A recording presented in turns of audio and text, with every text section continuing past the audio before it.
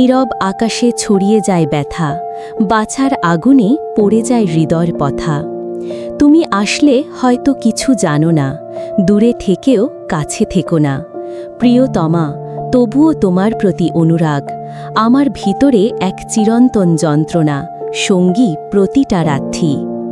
আমার চোখের আলো হারিয়ে গেছে, পথের চিহ্নগুলো মিলিয়ে গেছে, তবুও আমি পথ চলার অবিরাম আশা, মনে করি একদিন তুমি ফিরবে আমার পাশে।